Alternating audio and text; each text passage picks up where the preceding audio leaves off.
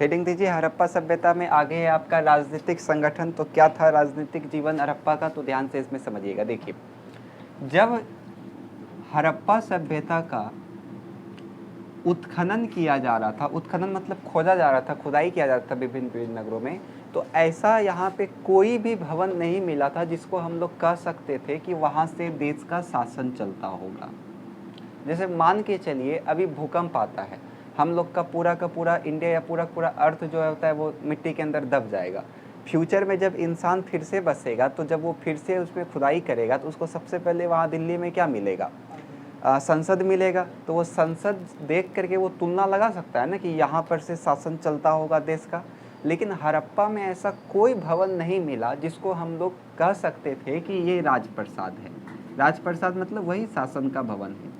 ऐसा कोई भवन मिला ही नहीं, और ना ही यहाँ पे किसी भी प्रकार का मंदिर मिला है। मंदिर समझते हैं ना, जिससे हम लोग ये भी अनुमान लगा सकते थे कि पुरोहित के द्वारा इसका क्या किया जाता होगा, शासन किया जाता होगा। लेकिन यहाँ पे मोहनजोदड़ो से एक अन्नागार मिला है। तो कई विद्वान ने यह अनुमान लगाया कि उस अन्नागार में कर के रूप में जो अनाज लिया जाता था उसको वहाँ पे रखा जाता था। बहुत बड़ा अन्नागार मिला था। अन्नागार मतलब अनाज को जहाँ पे रखा जाता था। तो उतना बड़ा अन्नागार का प्रयोग कोई एक आदमी तो करेगा नहीं, तो राजा महाराजा ही करता होगा वहाँ पे। तो वो अन्नागार पे लोगों से अनाज के रूप में कर लिया जाता था, कर के रूप में अनाज लिया जाता था और उसको वहाँ पे वो लोग रखता था उसी अन्नागार में। तो कई विद्वान का मानना है कि हो सकता है जो शासन है वो पुरोहित वर्ग के द्वारा किया जाता होगा, क्योंकि आपको हम कल ही बताए थे कि हड़प्पा का एक नगर है जहाँ से पुरोहित का मूर्ति मिला है, पुजारी का सिर वाला मूर्ति मिला है ना। कहाँ से मिला है बताइए? मोहनजोदड़ो से मिला है। ये सब सोचना नहीं है, डायरेक्ट आंसर देना है। और भूल गए हैं तो एक बार पीछे का जाकर के उल्टाइए, वीडियो देखिए। तो वो लोग बोला कि हो सकता है यहाँ का शासन किसके द्वारा होता होगा? पुरोहित के द्वारा होता होगा। लेकिन हम पुरोहित के द्वारा कैसे मान लें? कुछ तो साक्ष्य मिलना चाहिए। एगो मूर्ति मिला है केवल दाढ़ी वाला मनुष्य का प्रतिमा और पुरोहित का मूर्ति, तो उसके आधार पे हम कैसे बता सकते हैं कि पूरा का पूरा शासन जो है वो पुरोहित वर्ग के द्वारा चलता होगा? तो ये भी बात गलत हो जाता है। फिर भी विद्वान लोग ऐसा कहते हैं कि ये लोग युद्ध प्रेमी नहीं थे, इसको युद्ध से कोई मतलब नहीं था। जो भी हड़प्पा के लोग थे उसको युद्ध से कोई मतलब नहीं था, वो युद्ध लड़ना नहीं चाहता था, ठीक है, क्योंकि उस तरह का अस्त्र शस्त्र नहीं मिला है खुदाई में। अगर अस्त्र शस्त्र मिला तब ना हम अनुमान लगा सकते थे कि वो लोग युद्ध लड़ना चाहता होगा। तो वो लोग युद्ध लड़ता नहीं था, वो सब व्यापार को बहुत ज़्यादा बढ़ावा देता था। व्यापार मतलब उसका व्यापार वृद्धि करे, व्यापार समझते हैं ना, उसका अर्थव्यवस्था विकसित हो। हड़प्पा के लोग तो व्यापार के बहुत ज़्यादा विकसित था वो लोग को। इसलिए कई विद्वान मानते हैं कि हड़प्पा का जो शासन है वो किसके द्वारा चलता होगा? तो व्यापारी वर्ग के द्वारा चलता होगा। और कई विद्वान का ऐसा ही मानना है कि नहीं, हड़प्पा का एक शासक नहीं हो सकता है, बल्कि हड़प्पा का कई शासक होता होगा। हड़प्पा का जैसे बहुत सारा नगर है तो सब नगर का अपना अपना शासक होता होगा, और अगर कोई मुश्किल आता होगा तो सब मिल करके आपस में उसका क्या करता होगा? सामना करता होगा। तो ये कुछ विद्वान का मत है। जैसे पहला मत तो बोला गया कि पुजारी के द्वारा शासन चलता होगा, पुरोहित वर्ग के द्वारा शासन चलता होगा। इसको भी खारिज कर दिया गया। क्यों खारिज किया? क्योंकि अगर ऐसा होता तो कुछ तो भवन मिलता कि यहाँ से शासन होता होगा, तो ऐसा कुछ हुआ नहीं। दूसरा, हम लोग कह सकते हैं कि वो लोग को युद्ध से कोई मतलब नहीं था, क्योंकि हम लोगों को जब खुदाई किए थे इस सभ्यता का तो हमको कोई भी हथियार उथियार नहीं मिला था। कहीं पे आप लिखे हैं क्या कि इसमें तोप मिला था या बंदूक मिला था या कुल्हाड़ी मिला था, तलवार मिला था? ऐसा कुछ लिखे हैं आप? नहीं लिखे हैं। तो वो सभी किसके लिए प्रयोग किया जाता है? युद्ध के लिए। युद्ध में भी तो कई विद्वान का मानना है कि इस सभ्यता का शासन किसके द्वारा होता होगा? तो व्यापारी वर्ग के द्वारा होता होगा, क्योंकि ये व्यापारी जो है, क्योंकि हड़प्पा सभ्यता का जो व्यापार था वो काफ़ी ज़्यादा क्या था? विकसित था। दूर दूर शहरों से इसका व्यापार चलता था। तो अब आप लोग को समझ में आ गया होगा, लेकिन अब बोलेंगे इसको कैसे उसको ध्यान से समझिएगा। क्वेश्चन आएगा कि हड़प्पा सभ्यता का राजनीतिक संगठन कैसा था, या हड़प्पा सभ्यता में राजनीति किस प्रकार से होता था? तो इसमें आप लोग उत्तर दीजिएगा। हड़प्पा सभ्यता का जब उत्खनन किया जा रहा था, हड़प्पा सभ्यता के विभिन्न नगरों का जब उत्खनन किया जा रहा था, तो ऐसा कोई भी भवन नहीं मिला था जिसको राजप्रसाद का संज्ञा दिया जाए। बात समझ में आया? और ना ही ऐसा कोई भव्य मंदिर मिला था जिससे हम लोग ये अनुमान लगा सके कि हड़प्पा का शासन पुरोहित वर्ग के द्वारा किया जाता होगा। ठीक है। कई विद्वान का मानना है कि वहाँ पे जो मोहनजोदड़ो में अन्नागार मिला है, अन्नागार में कर के रूप में किसको लेता था वो लोग? अनाज को लेता था, और उस अनाज को रखता था कहाँ पे? तो अन्नागार में रखता था। बहुत बड़ा घर होता था, उसी में अनाज को रखता था ताकि अनाज क्या रहे? सेफ रहे, और अगर भविष्य में अकाल उकाल पड़ जाता है तो उसी का प्रयोग हम लोग कर सके। चूँकि युद्ध का कुछ हथियार उथियार तो मिला नहीं है, इसलिए ये लोग कहते हैं कि हड़प्पा सभ्यता के लोग युद्ध प्रेमी नहीं थे, ये लोग को युद्ध से कोई मतलब नहीं था। व्यापार काफ़ी उन्नत था, इसलिए कई विद्वान का मानना है कि हड़प्पा सभ्यता का जो शासन था वो व्यापारी वर्ग के द्वारा चलाया जाता था बस। किंतु कई विद्वान ऐसा भी मानते हैं कि नहीं, हड़प्पा सभ्यता का कोई एक शासक नहीं था, बल्कि इस सभ्यता को कई शासकों के द्वारा आपस में मिल करके चलाया जाता था, और जब भी कोई समस्या आता था तो वो सब आपस में मिल करके उसका क्या करते थे? सामना करते थे। खत्म। 2 नंबर का ये आता है, पूछेगा हड़प्पा सभ्यता का राजनीतिक जीवन कैसा था, या हड़प्पा सभ्यता का राजनीतिक संगठन से आप क्या समझते हैं? तो सबसे पहले आप लिखिएगा, हड़प्पा सभ्यता में ऐसा कोई भी भव्य भवन नहीं मिला है जिसे राजप्रसाद का संज्ञा दिया जाए, और ना ही ऐसा कोई भव्य मंदिर मिला है जिससे हम लोग ये अनुमान लगा सकते हैं कि उस सभ्यता का शासन पुरोहित वर्ग के द्वारा होता होगा। हो जाएगा यहाँ तक में? फिर लिखिएगा, कई विद्वान का मानना है कि इस सभ्यता का जो शासन था वो किसके द्वारा चलता था? तो व्यापारी वर्ग के द्वारा चलता था। इन लोगों को युद्ध से कोई मतलब नहीं था।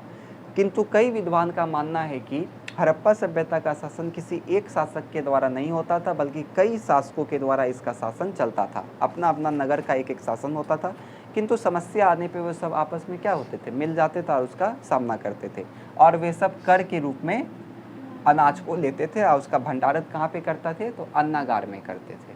खत्म हो गया। आया समझ में? हो जाएगा ना? लिखिए, हड़प्पा सभ्यता के विभिन्न नगरों हड़प्पा सभ्यता के विभिन्न नगरों के उत्खनन के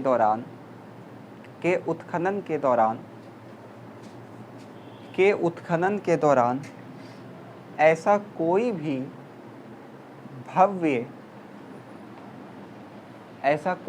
भव्य भवन नहीं मिला जिसे राजप्रसाद कहा जा सके।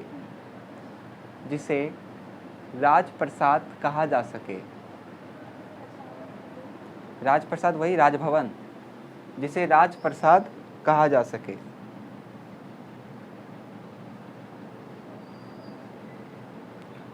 कई विद्वानों का मानना है कि एक मिनट, जिसे राजप्रसाद कहा जा सके, और ना ही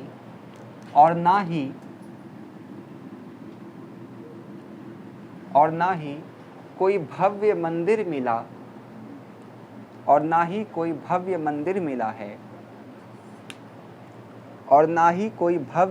मिला है, जिसे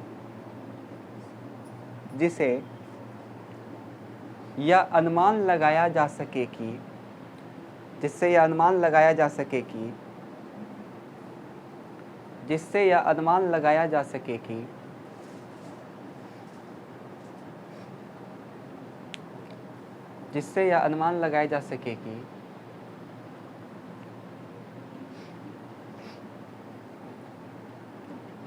इस सभ्यता का शासन पुरोहित वर्ग के द्वारा किया जाता होगा।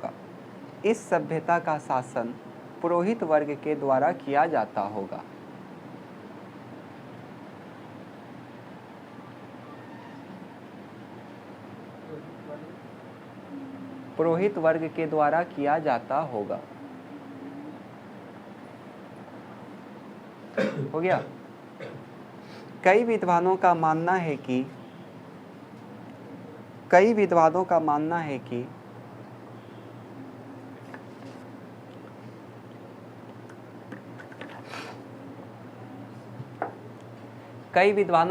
है कि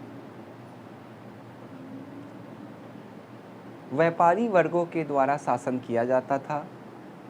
कई वर्गों का मानना है कि व्यापारी वर्गों के द्वारा शासन किया जाता था। कई वर्गों का मानना है कि व्यापारी वर्गों के द्वारा शासन किया जाता था।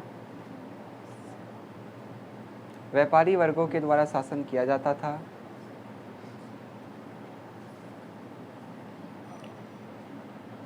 व्यापारी वर्गों के द्वारा शासन किया जाता था। जबकि कई विद्वान ऐसा भी मानते हैं कि जबकि कई विद्वान ऐसा भी मानते हैं कि जबकि कई विद्वान ऐसा भी मानते हैं कि ऐसा भी मानते हैं कि ऐसा भी मानते हैं कि हड़प्पा सभ्यता के एक नहीं बल्कि कई शासक थे। हड़प्पा सभ्यता के एक नहीं बल्कि कई शासक थे। हड़प्पा सभ्यता के एक नहीं बल्कि कई शासक थे।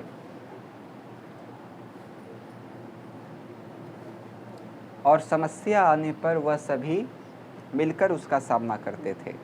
और समस्या आने पर वे सभी मिलकर उसका सामना करते थे। मिलकर उसका सामना करते थे।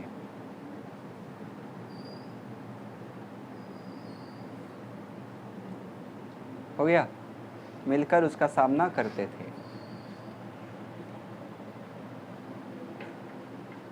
उत्खनन के दौरान हथियार ना मिलने पर उत्खनन के दौरान हथियार ना मिलने के कारण कई विद्वानों का मानना है कि हड़प्पावासी युद्ध प्रिय नहीं थे।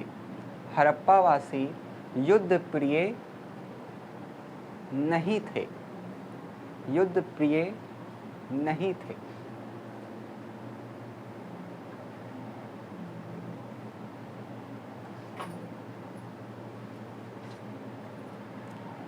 मोहनजोदड़ो से मिला अन्नागार,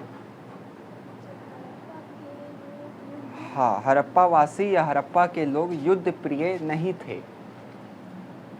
युद्ध प्रिय नहीं थे।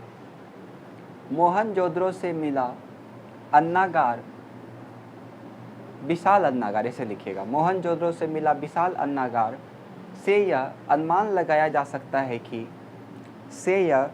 अनुमान लगाया जा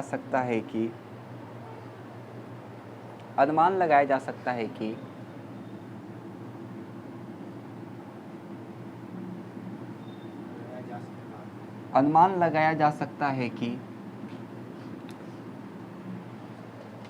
इस सभ्यता में कर के रूप में अनाज को लिया जाता था।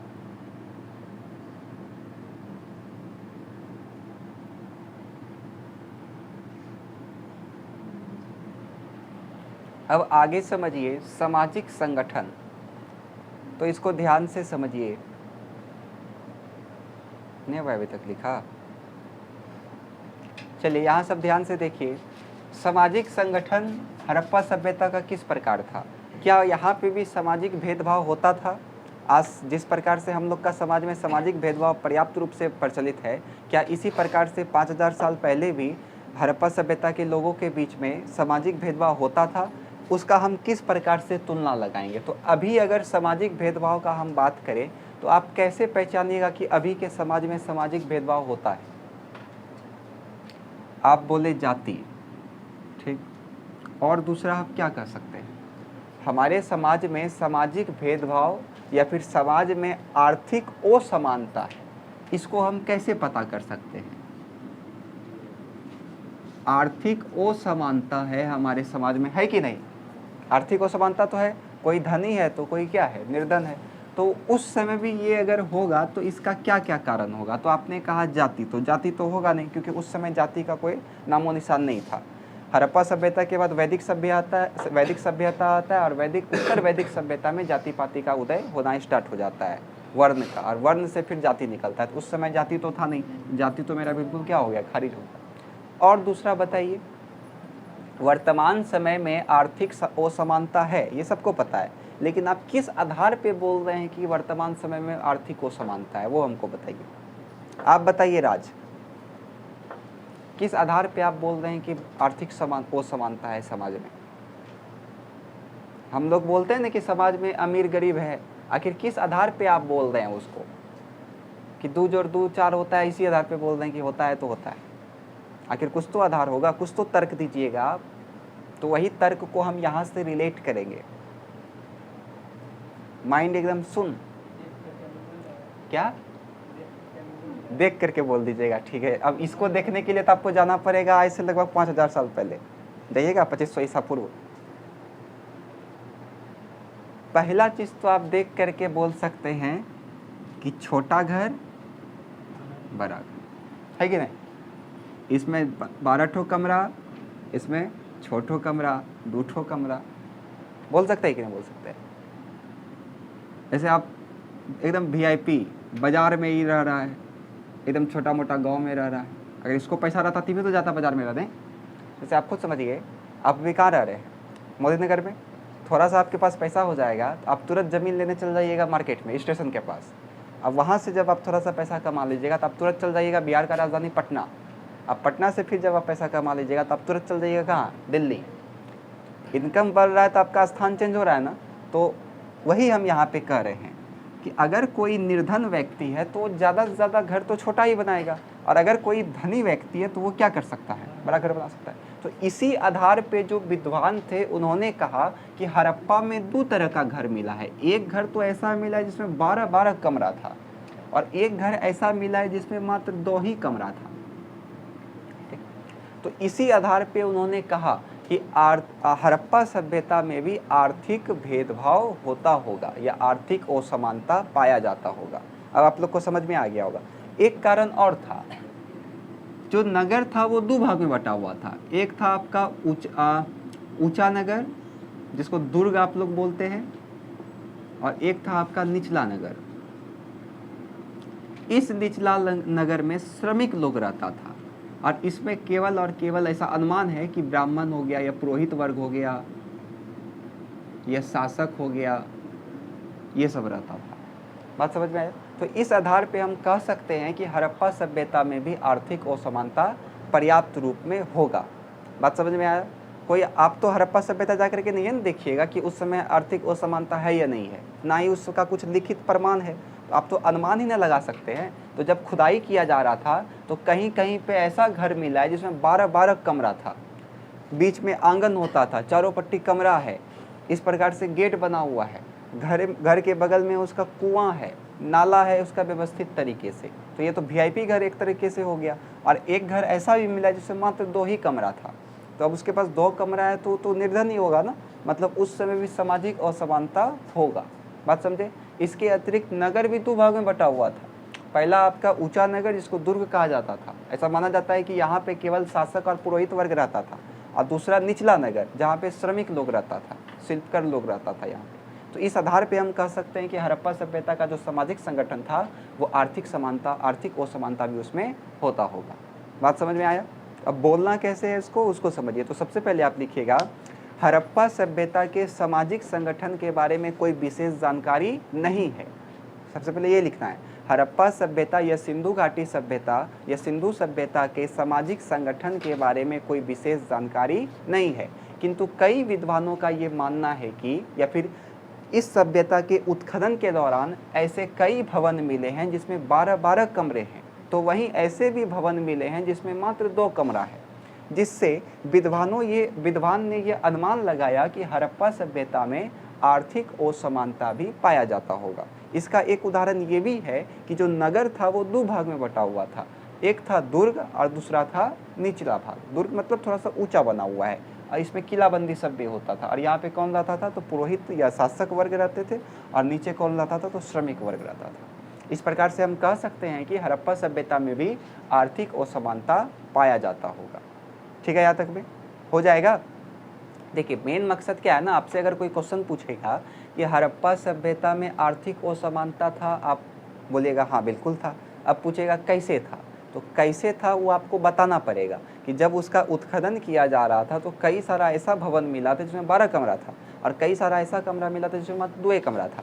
इसलिए हमारे विद्वान ने, पुरातत्वविद ने ऐसा अनुमान लगाया, कंफर्म नहीं बोलता है, अनुमान लगाया कि हो सकता है हड़प्पा सभ्यता में भी आर्थिक असमानता पाया जाता होगा। अब समझ में आया। और एक उदाहरण देकर के आप बोल सकते हैं क्या कि नगर भी 2 भाग में बटा हुआ था, ऊंचा नगर और निचला नगर। ऊंचा नगर में हम उसको दुर्ग कहते थे, जहाँ पे केवल पुरोहित और शासक वर्ग रहता था, जबकि नीचा नगर में श्रमिक वर्ग रहता था। खत्म हो जाएगा। आया समझ में? लिखिए,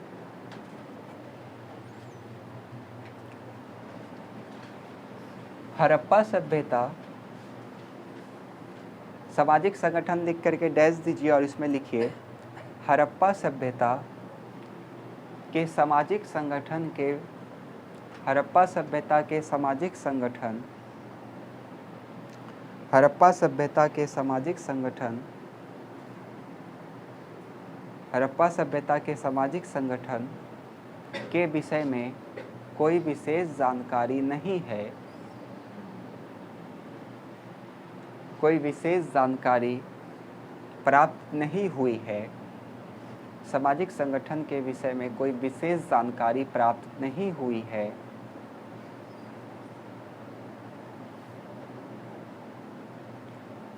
किंतु उत्खनन के दौरान, किंतु उत्खनन के दौरान, किंतु उत्खनन के दौरान, उत्खनन के दौरान कई ऐसे भवन मिले हैं, कई ऐसे भवन मिले हैं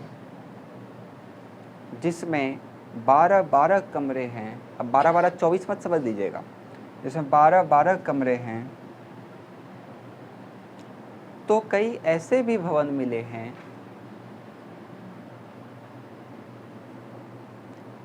तो कई ऐसे भी भवन मिले हैं जिसमें 2 ही कमरे हैं, जिसमें 2 ही कमरे हैं।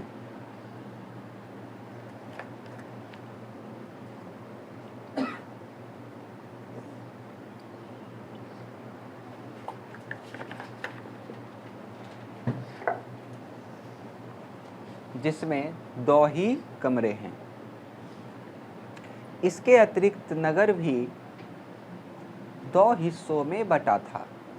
इसके अतिरिक्त नगर भी 2 हिस्सों में बटा था।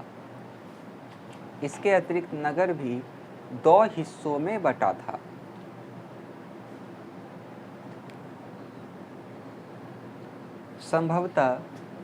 संभवतः ऊंचे स्थान पर शासक या, संभवतः ऊंचे स्थान पर शासक या पुरोहित वर्ग रहते होंगे। ऊंचे स्थान पर शासक या पुरोहित वर्ग रहते होंगे तथा निचले स्थान पर श्रमिक वर्ग रहते होंगे। श्रमिक वर्ग या आम लोग रहते होंगे। श्रमिक वर्ग या आम लोग रहते होंगे। निचले स्तर पर या निचले नगर पर श्रमिक वर्ग या आम लोग रहते होंगे। इन सब बातों से अनुमान लगाया जा सकता है कि, इन सब बातों से अनुमान लगाया जा सकता है कि हड़प्पा सभ्यता का हड़प्पा सभ्यता का सामाजिक संगठन, इन सब बातों से अनुमान लगाया जा सकता है कि हड़प्पा सभ्यता या सिंधु घाटी सभ्यता भी आप लिख सकते हैं, हड़प्पा सभ्यता का सामाजिक संगठन में आर्थिक असमानता होगी। आर्थिक असमानता होगी। हड़प्पा सभ्यता के सामाजिक संगठन में, हड़प्पा सभ्यता के सामाजिक संगठन में आर्थिक असमानता होगी। चलिए अब हम सामाजिक जीवन के बारे में पढ़ लेते हैं। इन लोगों का किस प्रकार से सामाजिक जीवन था। हेडिंग दीजिए सामाजिक जीवन। तो जैसे आप लोग का सामाजिक जीवन है 80% तक हड़प्पा सभ्यता के लोगों का भी सामाजिक जीवन उसी प्रकार से था।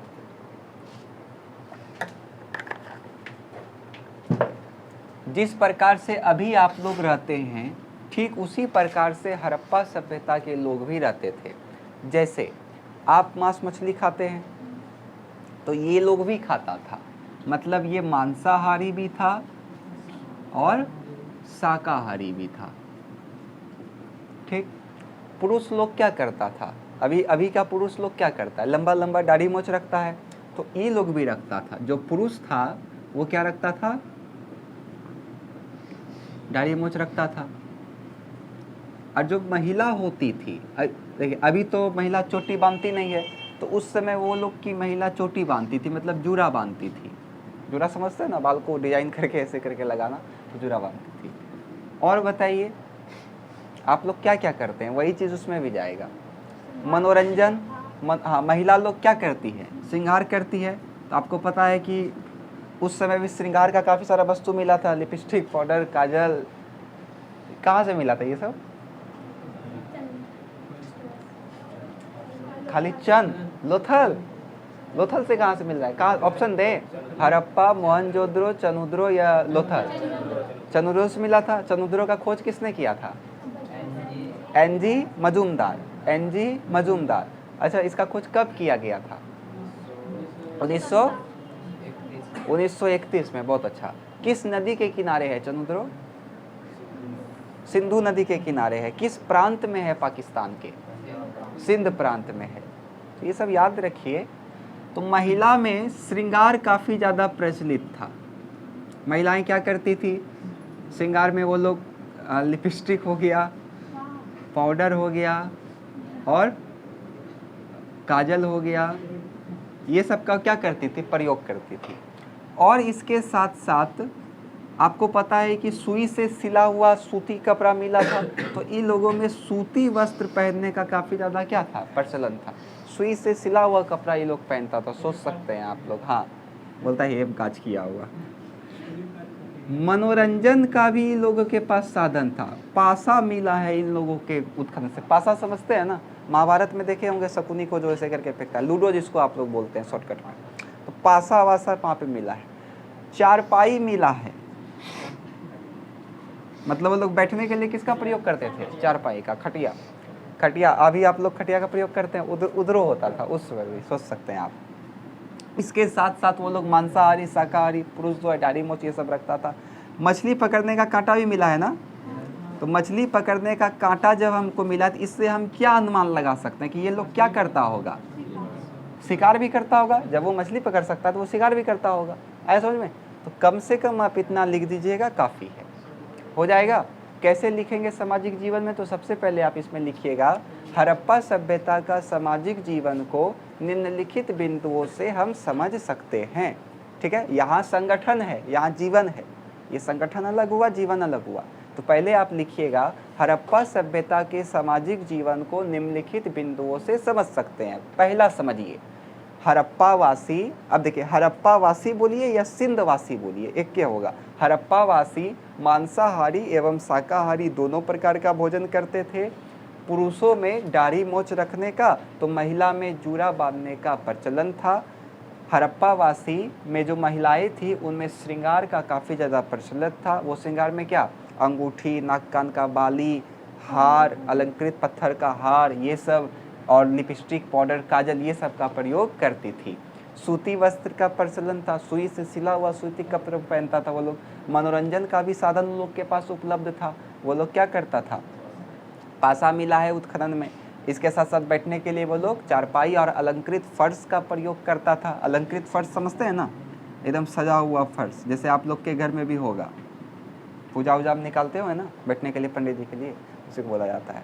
अब मछली पकड़ने का कांटा मिला, इससे हम क्या अनुमान लगा सकते हैं, वो लोग शिकार भी करता होगा। ये सब देखिए, सब तो अभी भी होता है, टोटल काम अभी भी होता है, इसलिए हम बोले कि अभी के तरह ही वो लोग भी रहता था।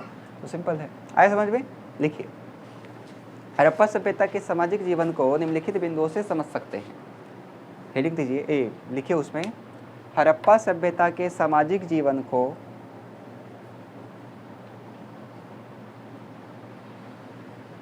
निम्नलिखित बिंदुओं से समझ सकते हैं। हड़प्पा सभ्यता के सामाजिक जीवन को निम्नलिखित बिंदुओं से समझ सकते हैं।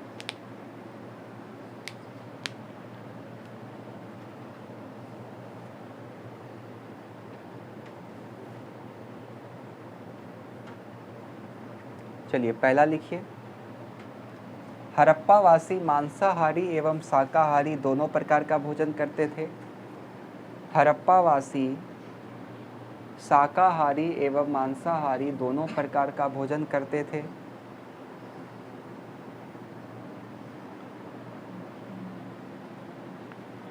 हड़प्पावासी शाकाहारी एवं मांसाहारी दोनों प्रकार का भोजन करते थे। दूसरा लिखिए,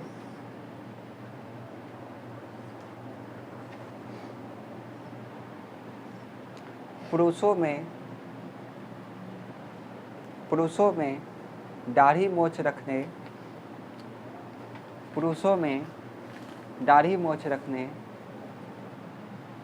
अच्छा एक क्वेश्चन आप लोग से हम पूछते हैं, बताइए, देखते हैं कौन बता पाता है। हम लोग ये कैसे अनुमान लगा लिए कि हड़प्पा सभ्यता के जो पुरुष थे वो दाढ़ी मूंछ रखने के लिए ज़्यादा उत्सुक होता होगा या रखता होगा? हाँ, कहाँ से मिला था? अगर कोई आपसे पूछ लेगा कि हड़प्पा सभ्यता के जो पुरुष थे वो दाढ़ी मूंछ रखता था, आप कैसे ये बात बोल दिए? क्या तर्क आप दीजिएगा उस समय?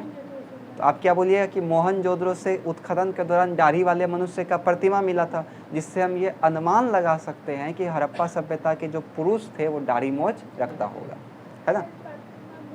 प्रतिमा मतलब मूर्ति, हाँ, पत्थर का सब छोटा छोटा मूर्ति। हाँ, आदमी नहीं मिला है, आदमी का दाढ़ी मूंछ रहेगा, वो तो कंकाल बन जाएगा टोटली। चलिए दूसरा लिखे, पुरुषों में दाढ़ी मूंछ एवं स्त्री में जूरा बांधने का प्रचलन था। दाढ़ी मूंछ तथा स्त्री में जूरा बांधने का प्रचलन था, या फिर केश विन्यास प्रचलन था, ऐसे भी आप लिख सकते हैं। हाँ, स्त्री में केश विन्यास प्रचलित था। अगला लिखिए,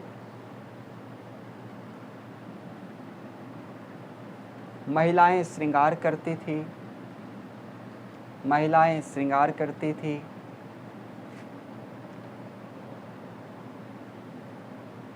महिलाएं श्रृंगार करती थी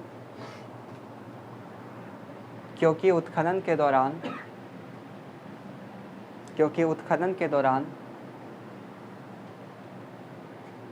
लिपस्टिक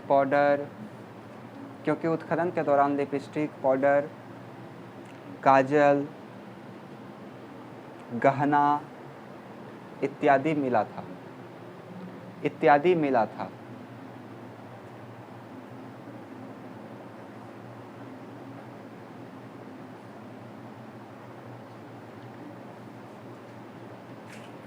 अगला लिखिए,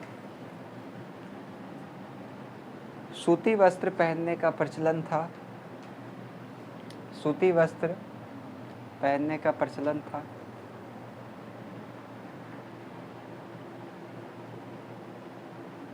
अगला लिखिए,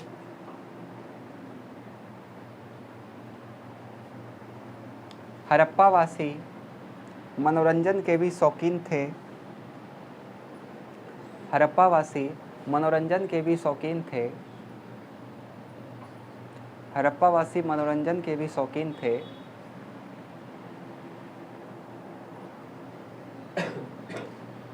हड़प्पावासी मनोरंजन के भी शौकीन थे क्योंकि उत्खनन के दौरान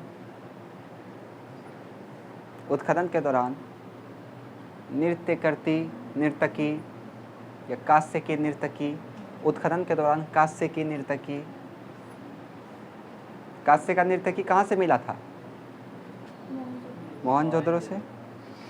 एक के दो बच्चा जवाब देता है, बाकी सबको लगता है पते नहीं। कांस्य की नर्तकी एवं पासा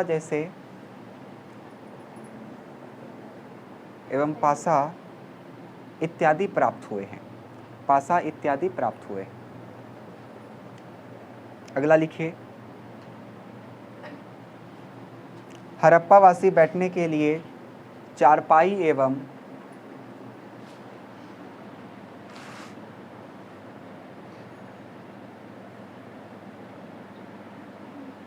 हड़प्पावासी बैठने के लिए चारपाई एवं अलंकृत फर्श का प्रयोग करते थे।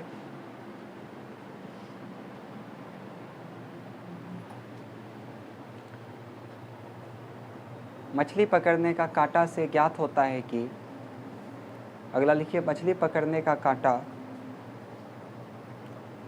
से प्रतीत होता है कि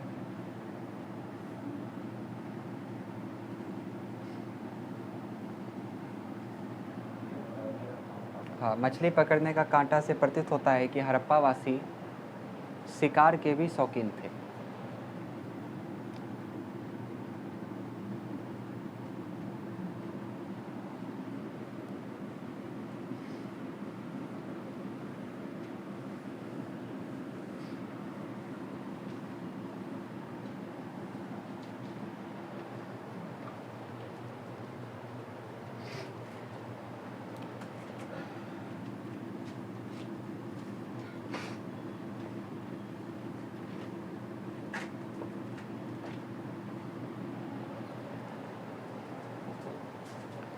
धार्मिक परंपरा को ध्यान से समझिएगा। देखिए, आपको पता है जो हड़प्पा सभ्यता का समकालीन सभ्यता था, मिस्र और मेसोपोटामिया का सभ्यता, तो यहाँ से हम लोगों को मंदिर मिला था। मिस्र और मेसोपोटामिया का सभ्यता का जब उत्खनन किया जा रहा था तो यहाँ पे कई सारा मंदिर भी मिला था उत्खनन के दौरान। लेकिन हड़प्पा सभ्यता में ऐसा कोई भी भवन नहीं मिला था जिसको हम लोग मंदिर कह सके। ऐसा कोई भवन मिला ही नहीं जिसको हम लोग मंदिर कह सकते थे कि ये मंदिर। फिर भी इसके उत्खनन में कई ऐसा मूर्ति मिला है जिसको हम लोग देवी देवता का श्रेणी में रख सकते हैं। ठीक, जैसे आपको पता है एक हड़प्पा से ही एक मूर्ति मिला था जिसके गर्भ से क्या निकलता हुआ दिखाया जा रहा है, पौधा निकलता हुआ दिखाया जा रहा है। जैसे हम लोग अनुमान लगाएं कि हो सकता है ये क्या हो, पृथ्वी देवी हो। उसी प्रकार से पशुपति का क्या मिला था, मुद्रा भी मिला था, जो एकदम ध्यान मग्न में बैठा हुआ है। इसके बगल में सिंह है, तो गेंडा है, गेंडा समझते हैं ना, एक सिंह रहता है गेंडा को, सिंह है, गेंडा है, फिर बैल है, ये सब इसके बगल में बैठा हुआ है। तो इससे हम क्या अनुमान लग सकते हैं, ये शंकर जी का मूर्ति होगा। इसके अतिरिक्त भी यहाँ पे कई सारा लिंग मिला है। अब लिंग को हम लोग वहाँ पे शिवलिंग से जोड़ करके देख सकते हैं। इसके अतिरिक्त भी सबसे महत्वपूर्ण बात, ये लोग लिंग पूजा को भी करता था, चाहे वो पुरुष का हो चाहे वो महिला का हो। बस यहीं पे आपको समझ, जैसे अभी आप असम जानते हैं, असम कामाख्या देवी टेम्पल का नाम जानते हैं आप लोग, तो वहाँ पे अभी भी महिला के मतलब जो हम लोग का सती माता थी उनका योनि वहाँ पे गिरा था, तो अभी भी उनका वहाँ पे पूजा होता है। अब असम में है ये। तो उसी प्रकार से उस समय भी पुरुषों के लिंग और महिलाओं के लिंग का पूजा किया जाता था। ये सबसे बड़ी बात है जो हड़प्पा सभ्यता में आपको पढ़ना है। तो इन सब बातों से हम ज्ञात कर सकते हैं कि हड़प्पा का धार्मिक जीवन किस प्रकार से होगा। बात समझ में आया। एक विशेष बात आप ध्यान रखिएगा कि यहाँ पे स्त्री का मूर्ति बहुत ज़्यादा मिला है, स्त्री का देवी बहुत ज़्यादा मिला है। इसलिए हम लोग ऐसा अनुमान लगाए थे कि ये सभ्यता का परिवार कैसा होगा, तो मातृसत्तात्मक। ठीक, अब हम लोग पढ़ेंगे इसका धार्मिक जीवन।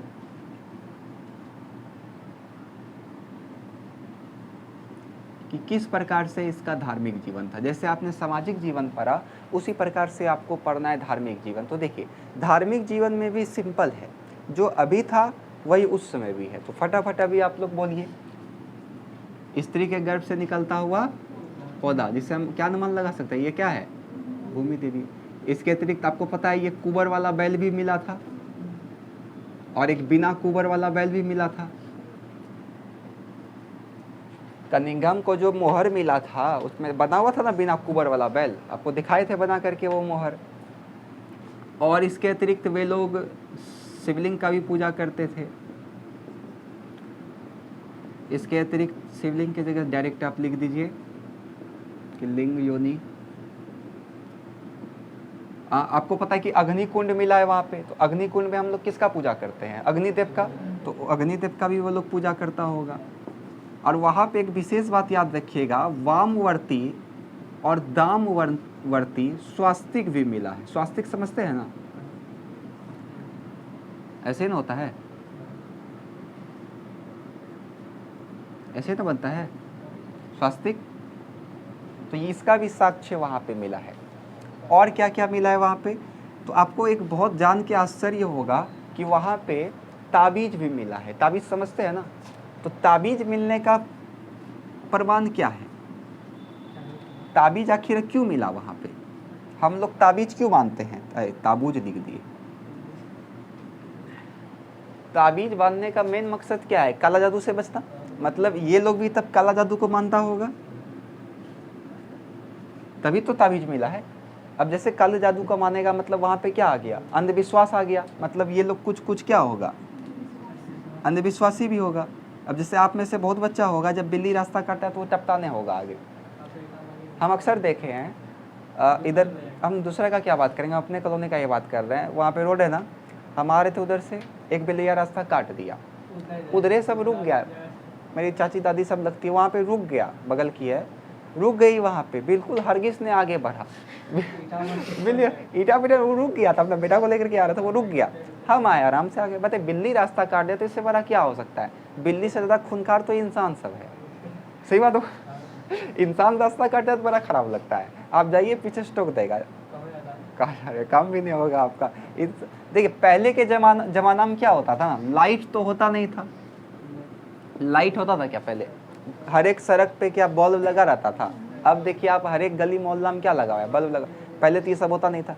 पहले जब भी कोई आता था तो अगर बिल्ली आ जाता था तो आपको पता है कि बिल्ली का आँख चमकता है रात में, तो वो आँख चमकता देख डर जाता था, वो लोग गिर जाता था इधर उधर। तो ऐसा अफवाह बन गया उसी समय से कि बिल्ली जब गुजरे तो उधर नहीं जाना चाहिए, अफवाह है, मतलब दिन खराब हो जाएगा। तो ये सब फालतू का बात है। जब भी बिल्ली रास्ता काटे, हम साइंसों वाला बच्चा को देखते हैं कि वो नहीं टपता है, साइंस है उसका, फिर भी उधरे रहता है। जब हम लोग इंटर में थे, साइंस था हम लोग का, तो बिल्ली रास्ता काटता था तो कोचिंग जाते थे हम लोग, तो वो टपता नहीं था। बताइए साइंस लिया हुआ बच्चा भी अगर ये हाल करे तो क्या हाल है। तो हम टपते थे तब मेरे पीछे पीछे सब आता था, हम बोलते चलो मेरा ही दिन खराब जाएगा, क्या दिक्कत है। तो आप लोग को वो बिल्कुल नहीं करना है, अंधविश्वासी बिल्कुल नहीं बनना है। बात समझ में आया, विश्वास जरूरी है लेकिन अंधविश्वास जरूरी नहीं है। एक बीच में और अफवाह हो रहा था ना कि किसी मूर्ति पे आप अगर चम्मच रख दीजिए, दूध दे दीजिए तो अंदर पी रहा है, तो ऐसा कुछ नहीं होता है, ठीक है ना। देखिए पत्थर को आप ज़्यादा दिन तक रखिएगा तो उसमें वो चनक आ जाता है, चनक समझते हैं ना, क्रैक हो जाता है वो। जब वो क्रैक हो जाएगा, आप गौर करिएगा तो उनका जो मुंह बना रहता है वो इस प्रकार से रहता है, इसी प्रकार से रहता है ना, कुछ लमसम इसी प्रकार से यहाँ पे इस तरह से कटा हुआ रहता है। तो अब यहाँ पे जो ये कटा हुआ है तो क्रैक तो वहीं पर से आएगा। अब वहाँ पे क्रैक है तो आप वहाँ पे चम्मच रखिएगा तो ऑटोमेटिक तो वो अंदर जाएगा ही। तो ये सब सिस्टम होता है। तो अंधविश्वासी आप लोगों को नहीं बनना है, विश्वास रखना है लेकिन हड़प्पा की तरह आप लोगों को अंधविश्वासी नहीं बनना है। लेकिन अभी आप इस बात को तुलना करिए कि अभी का समय में जिस प्रकार से अंधविश्वास है, उसी प्रकार का अंधविश्वास कब था, उस समय भी था। तो जब उस समय अंधविश्वास था और वही अंधविश्वास आज भी है कायम। तो यही बात हम आपको बताना चाह रहे हैं कि आज से हजारों साल पहले वो लोग किसका प्रयोग करता था, ताबीज का प्रयोग करता था, काला जादू का प्रयोग, काला जादू को वो लोग मानता था, तभी तो वो लोग ताबीज पहनता था। बात समझ में आया। यहाँ तक में किसी को कोई दिक्कत है। अब बोलना कैसे है इसको ध्यान से आप समझिए। सबसे पहले क्वेश्चन आएगा या फिर टॉपिक रहेगा कि हड़प्पा सभ्यता का धार्मिक परंपरा क्या था। तो आप इसमें लिखिएगा, हड़प्पा सभ्यता में मिस्र और मेसोपोटामिया की सभ्यता की तरह ऐसा कोई भी भवन नहीं मिला जिसको हम लोग मंदिर का संज्ञा दे सके। हड़प्पा सभ्यता या सिंधु घाटी सभ्यता में ऐसा कोई भी भवन नहीं मिला है जिसे हम मंदिर का संज्ञा दे सके, किंतु इसके उत्खनन में कई सारा ऐसा देवी देवता का मूर्ति मिला है जिससे हम इसके धार्मिक जीवन का पता लगा सकते हैं। हो जाएगा, यहाँ तक में किसी को कोई दिक्कत नहीं है। उन लोगों में पुरुष देवता और जो देवी थी, स्त्री में जो देवी थी, उन दोनों को पूजा जाता था, लेकिन सबसे ज़्यादा किसको पूजा जाता था, तो स्त्री का पूजा, स्त्री का मूर्ति बहुत ज़्यादा मिला था। इसलिए ऐसा मान लिया गया कि इनका परिवार कैसा होगा, मातृसत्तात्मक होगा। क्या क्या इनका जीवन था, तो पहले आप इसमें लिख दीजिएगा कि हड़प्पा से मिला एक स्त्री का मूर्ति जिसके गर्भ से पौधा निकलता हुआ दिखाया जा रहा है, उसे क्या माना गया, भूमि देवी माना गया। वे लोग कुबर वाले बैल का पूजा करते थे, बिना कुबर वाले बैल का पूजा करते थे। लिंग व योनि का पूजा करते थे, अग्नि देवता का पूजा करते थे, वामवर्ती दामवर्ती स्वास्तिक का वहाँ पे साक्ष्य मिला है, ताबीज मिला है, जिससे हम अनुमान लगा सकते हैं वे लोग काला जादू में भी विश्वास रखता होगा, और साथ साथ लिख सकते हैं कि वे लोग थोड़ा मोड़ा अंधविश्वासी भी थे। काम खत्म। आए समझ में? लिखिए। हाँ, अलग अलग। हड़प्पा सभ्यता में मिस्र व मेसोपोटामिया की सभ्यता के तरह हड़प्पा सभ्यता में मिस्र व मेसोपोटामिया की सभ्यता के तरह हड़प्पा सभ्यता में मिस्र व मेसोपोटामिया की सभ्यता के तरह मिस्र व मेसोपोटामिया की सभ्यता के तरह ऐसा कोई भवन नहीं मिला है, ऐसा कोई भवन नहीं मिला है जिसे मंदिर का संज्ञा दिया जा सके, जिसे मंदिर का संज्ञा दिया जा सके, या जिसे मंदिर कहा जा सके, जिसे मंदिर कहा जा सके। किंतु कई ऐसे मूर्तियां मिली है, किंतु कई ऐसे मूर्तियां मिली हैं जिसे देवी देवता के रूप में माना गया, जिसे देवी देवता के रूप में माना गया। हड़प्पावासी में देवी एवं देवता, हड़प्पावासी में स्त्री देवी एवं पुरुष देवता, ऐसे लिखिए, स्त्री और डैश दे करके देवी एवं पुरुष फिर डैश दे करके देवता, स्त्री देवी एवं पुरुष देवता दोनों का पूजा किया जाता था, दोनों का पूजा किया जाता था।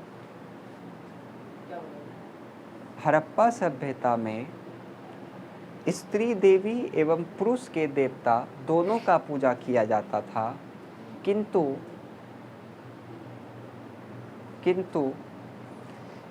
स्त्री और डैश दे करके देवी, किंतु स्त्री देवी की मूर्ति,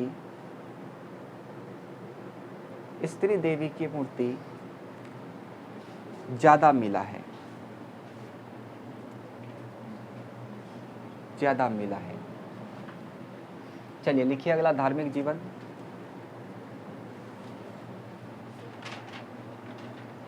धार्मिक जीवन में लिखिए, हड़प्पा सभ्यता के धार्मिक जीवन को निम्नलिखित बिंदुओं से समझा जा सकता है। हड़प्पा सभ्यता के धार्मिक जीवन को निम्नलिखित बिंदुओं से समझा जा सकता है, निम्नलिखित बिंदुओं से समझा जा सकता है।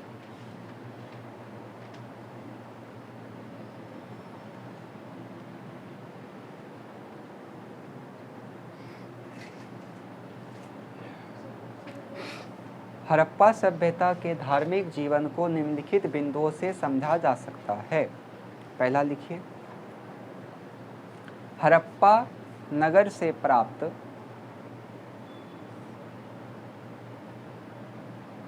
हड़प्पा नगर से प्राप्त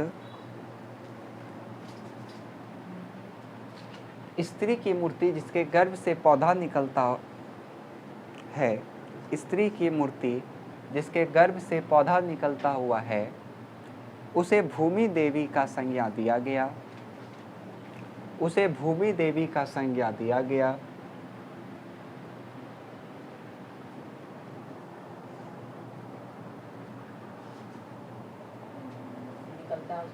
उसे भूमि देवी का संज्ञा दिया गया।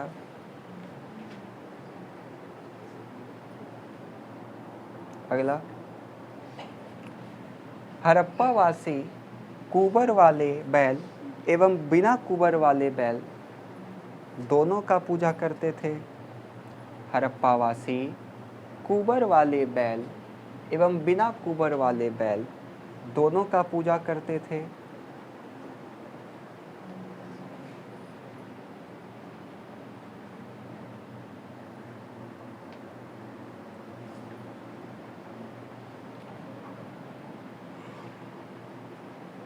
अगला लिखिए, हड़प्पावासी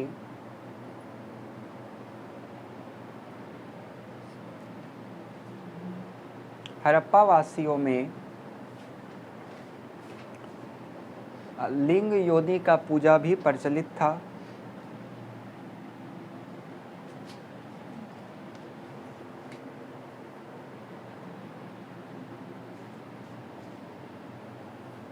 अगला लिखिए, अग्निकुंड से ज्ञात होता है कि हड़प्पावासी अग्नि देवता का भी पूजा करते होंगे। अग्निकुंड से ज्ञात, अग्निकुंड कहाँ से मिला है? मोहनजोदड़ो। कहाँ से? लोथल। कहाँ से मिला है अग्निकुंड? कालीबंगान। तो घबराते क्यों हैं? बोलिए कालीबंगान। कालीबंगान से अग्निकुंड साथ में होगा। अग्निकुंड से ज्ञात होता है कि हड़प्पावासी अग्नि देवता का भी पूजा करते होंगे।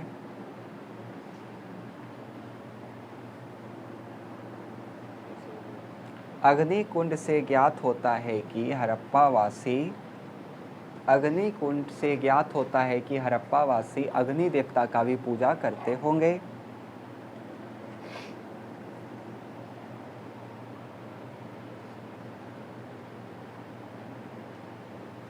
अगला, हड़प्पा सभ्यता से वामवर्ती एवं दामवर्ती स्वास्तिक हड़प्पा सभ्यता से वामवर्ती एवं दामवर्ती स्वास्तिक भी मिले हैं। अब स्वास्तिक का संबंध किससे है बताइए?